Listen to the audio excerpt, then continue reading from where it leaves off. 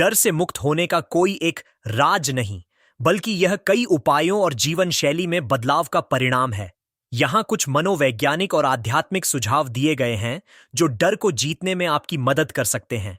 1. अपने डर को पहचानें और स्वीकार करें। अपने डर से भागने के बजाय उसका सामना करें।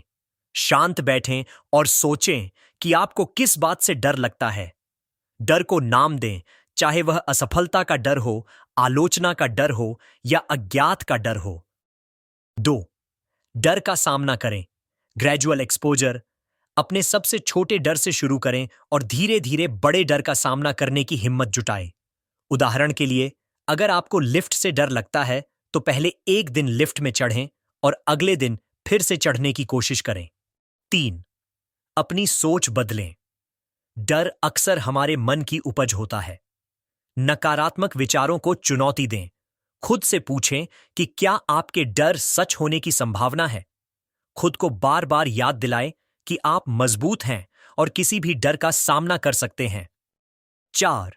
ध्यान और योग। नियमित रूप से ध्यान और योग का अभ्यास करें।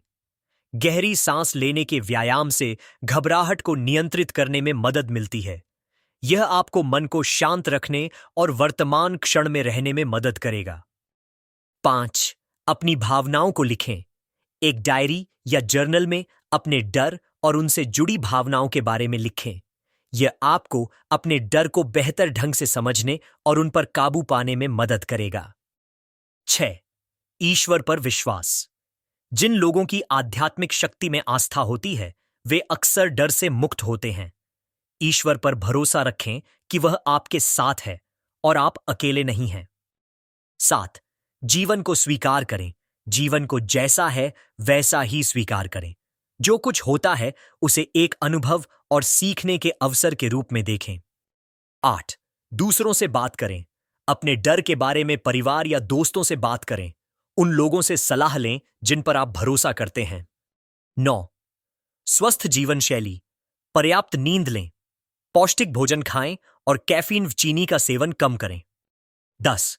जरूरत पड़ने पर मदद लें।